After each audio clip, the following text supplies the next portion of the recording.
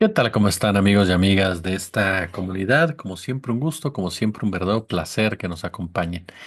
El tema migratorio, sin duda alguna, fue uno de los más abordados y cuestionados durante el obradorismo. Esto a raíz de los acuerdos a los que llegó el entonces canciller Marcelo Ebrard Casaubon con el gobierno del señor Donald Trump y que en la práctica convirtieron a México en una especie de tercer país o de país seguro, dinamitando muchas de las instituciones dedicadas precisamente para atender el problema migratorio. No fue fácil realmente lidiar con el mismo, incluso desde una óptica que intentaba ser mucho más humanista. Las presiones de Estados Unidos y la aceptación en ese marco de los aranceles, por ejemplo, llevaron a que la frontera sur tuviera una fuerte presencia policíaco-militar, lo que para algunas comunidades, algunas organizaciones fue en definitiva un problema, fue en definitiva convertir el tema, o más bien dicho, mantener el tema en el ámbito punitivista. Inició Tonatiuh Guillén. Tonatiuh Guillén es un hombre, sin duda alguna, de gran respeto y un personaje que conoce como nadie el tema migratorio. Un hombre que tiene una visión humanista del mismo, de izquierda completamente, que ha cuestionado durante años, pero años, las políticas emanadas del neoliberalismo al respecto y particularmente centradas en los Estados Unidos y en los gobiernos prianistas. Tonatiuh Guillén, después de este acuerdo al que se llegó, tristemente aceptado y publicado en su momento, y que fue parte de estas negociaciones que hemos hablado las mismas de hace varios días, de que debido a las asimetrías y debido precisamente al peso específico de Estados Unidos, México va a ganar unas y va a perder otras. Esa es la realidad. ¿Nos gusta? No, no nos gusta. ¿Estamos de acuerdo? No, no estamos de acuerdo. Pero a final de cuentas se hizo con la intención de evitar los aranceles. ¿Se pudo haber hecho algo más, según lo que ahora se ha aprendido, reconocido por el propio Marcelo Ebrard? Sí, sin duda, porque algo que se reconoció incluso dentro del propio obradorismo fue que se había cedido demasiado rápido. Ya después, con un poco más de tiempo, se pudo entender realmente la manera de manejar a todo lo que emanara de Donald Trump, que permitiera que éste no se involucrara más con nuestro país o no pusiera la lupa sobre nuestro país. Incluso, como se los dije en otra ocasión, el propio Andrés Manuel López Obrador aprovechó esa estrategia de reindustrialización de este Trump para que los huecos que eran dejados por los empresarios o las empresas estadounidenses fueran llenadas con el papel del Estado e incluso con los propios empresarios mexicanos. Es parte de toda esta negociación. Ahora, uno de los puntos que generó mucha controversia también fue la llegada del sustituto del maestro Tonatiuh Guillén, que fue Francisco Garduño, un hombre que no tenía una formación migratoria, que no tenía conocimiento del caso, que había sido un hombre involucrado en el tema de los penales, es decir, una visión totalmente punitivista, y con lo cual respondían también a una exigencia por parte de Trump de ceder en ese puesto, de que hubiera una persona más cercana a esa visión por parte de los Estados Unidos.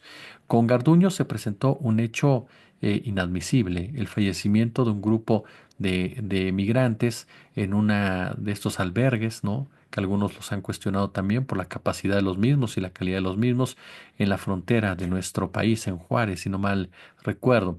Un incendio que dejó la muerte de varios migrantes y que conforme se fueron dando a conocer los videos, quedaba claro que había existido negligencia por parte del personal que estaba ahí, que a quien no le importó que estas personas fallecieran. Muchas personas dijeron, ¿por qué se tendría que ir Francisco Garduño? Bueno, porque él es el responsable del Instituto Nacional de Migración y ante hechos de este tamaño, sin duda alguna que alguien tenía que dar la cara y poner el pecho. Garduño sí acudió, sí fue señalado. A partir de ahí se dice que hubo un rompimiento, alejamiento con el presidente Andrés Manuel López Obrador y que a final de cuentas le costó también a Garduño no estar contemplado en ningún brinco hacia otro puesto en los gobiernos obradoristas. Garduño, un personaje incluso muy cercano al Partido Acción Nacional en alguna etapa de su trayectoria, y un hombre que tuvo diferencias con Alejandro Solalinde, para que vea cómo fue tanto el choque en torno a la manera en cómo se debe tratar la migración, a tal grado que ahora Francisco Garduño Y bueno, aseguró que está listo para en los próximos días ser relevado del cargo por Sergio Salomón Céspedes y dice que se irá a la chingada a saludar al expresidente Andrés Manuel López Obrador, al que consideró como su amigo. Respecto a las críticas, ¿no?, que recibió de organizaciones de derechos humanos, aseguró Garduño que estas organizaciones han lucrado con las olas de migrantes que llegan a nuestro país para dirigirse a los Estados Unidos. Dice, no conocen la migración, fundamentalmente son organizaciones de derechos humanos, organizaciones de migración que han vivido de eso y también me atrevo a decir que el propio padre Solalinde es el pollero de Dios. Nada más con eso, imagínense. ¿Por qué? Porque promueven las caravanas, lamentan el trato que se les da, pero no hacen nada por tratar de resolver ese problema. Dijo que el Instituto Nacional de Migración ha atendido a 14 millones de migrantes que han pisado el territorio nacional, lo que es más que la población de la Ciudad de México. Y ojo con esto, hay que, hay que escuchar todas las voces. Dijo, es una crisis humanitaria, antropológica, sociológica, económica, que la hemos atendido y estamos nosotros muy atentos con las indicaciones de la presidenta en relación con las declaraciones de Donald Trump. Estaremos atendiendo y tendrá alternativas de solución con soberanía, con independencia y con respeto a la política humanitaria, la política de respeto a los derechos humanos. Y explicó que en los meses de noviembre, diciembre y enero de cada año siempre hay un crecimiento de caravanas de migrantes promovidas por diferentes organizaciones. A ver, es cierto, y esto no podemos negar, aquí hay varias cosas ciertas y que a la vez son debatibles. Por un lado, es cierto que Francisco Garduño es un punitivista. Insisto, él es un policía literal metido en el tema de la migración. Y si algo se ha demostrado a través de los años, es que el punitivismo no soluciona este problema. Si no atiendes las causas endógenas, si no atiendes las causas, como bien lo dictó siempre el obradorismo, es un ciclo, un círculo vicioso. ¿Por qué nos atienden? Porque no le conviene a Estados Unidos, no le conviene a las transnacionales norteamericanas, que de esa forma tienen mano de obra barata. De esa forma tienen un gran mercado ilegal al cual pueden amenazar cuando quieran si se atreven a demandar, a exigir mejores condiciones de vida. Eso es un hecho innegable. Por el otro lado, es cierto que hay organizaciones que lucran con los migrantes. No todas las organizaciones que se dicen defensoras de los derechos humanos son honestas. El mejor caso es Emilio Álvarez y Casa.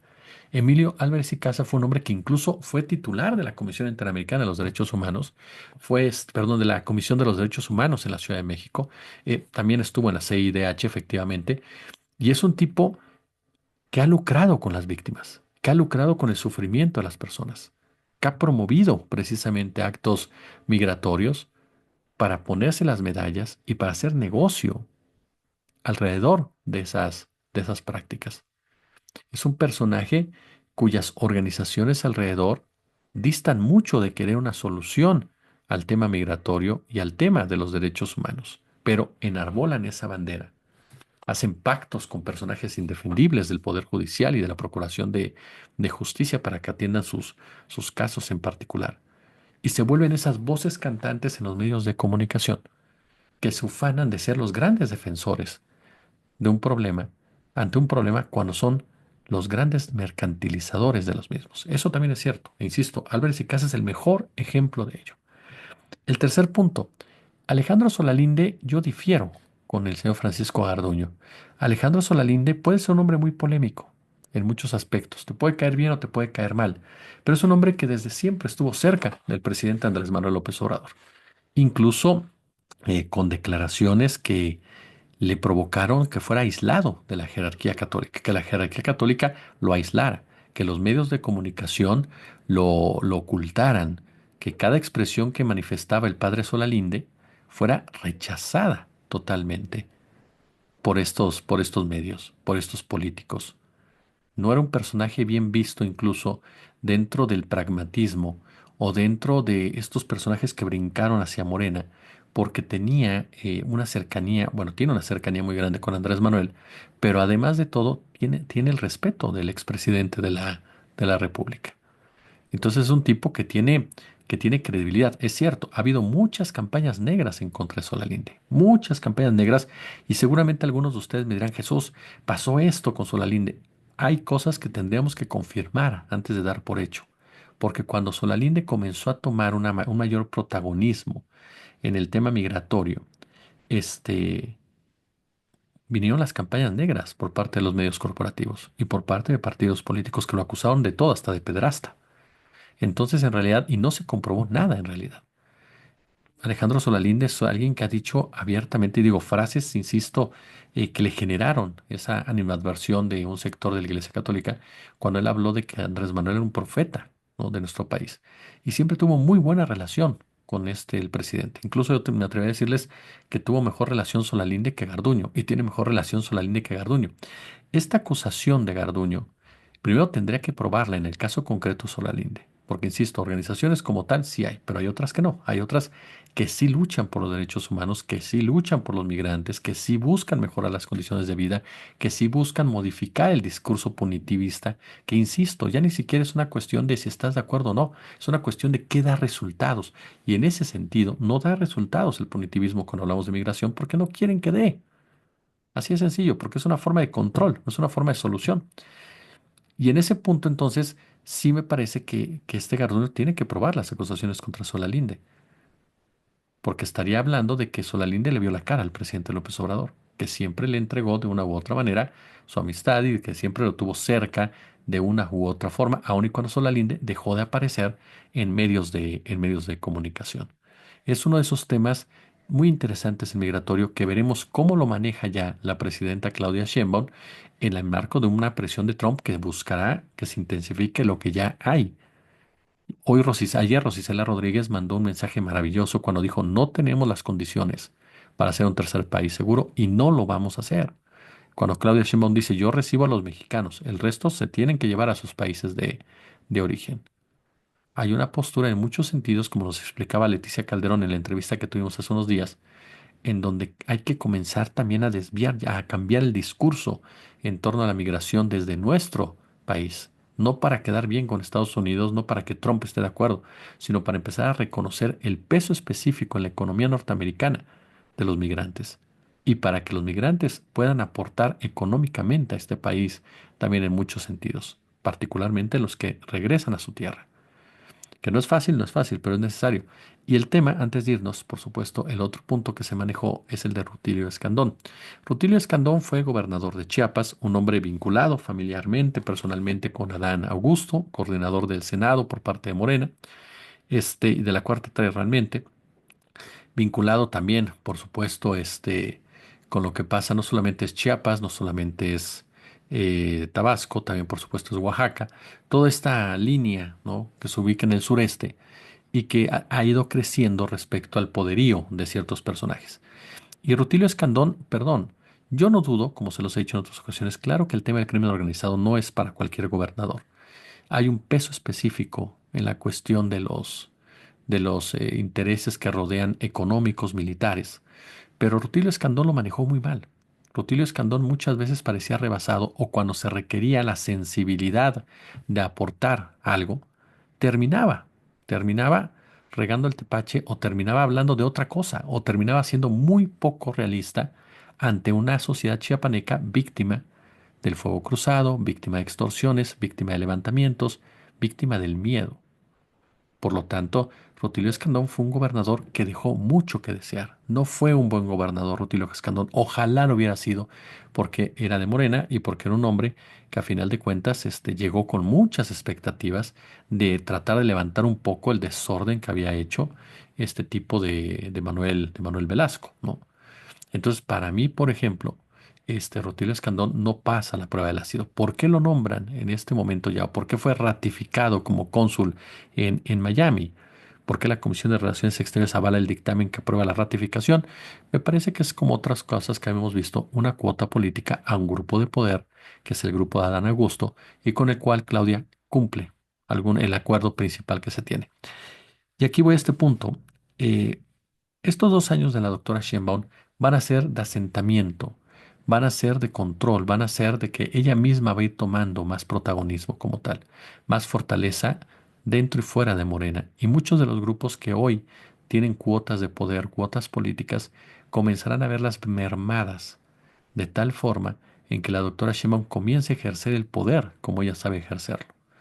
Entonces me parece que el caso de Rutilio Escandón junto con otros personajes que no cumplieron con los números, Porque es cierto, y hay gente como ustedes que dice, es que Jesús lo sabotearon muchas veces. Sí, yo no dudo que haya existido el sabotaje, pero la manera como él se comportó, él lo manejó y jamás lo denunció, siendo parte del gobierno más popular y más querido de este país, me parece que juegan completamente en su contra. ¿No les parece? Y su ratificación, para mí, es un pago, una cuota completamente política. Pulgar arriba, si les gustó el video, compártanlo, coméntenlo. Ya saben que aquí todo cabe. Si no están de acuerdo conmigo, díganlo, comenten. Ustedes son los que hacen la interacción de este espacio. Y por eso es tan importante su opinión. Aquí no nos interesa colonizar a nadie. No lo digo de forma peyorativa. Lo digo porque es verdad. No nos interesa tener la razón siempre. Nos interesa dar una opinión, un análisis con el cual coincidiremos, con el cual no coincidiremos. Pero siempre nos enriqueceremos. Pulgar arriba. Y como siempre un gusto, como siempre un verdadero, pero verdadero placer. Y recuerde, no le haga caso a esas cuentas.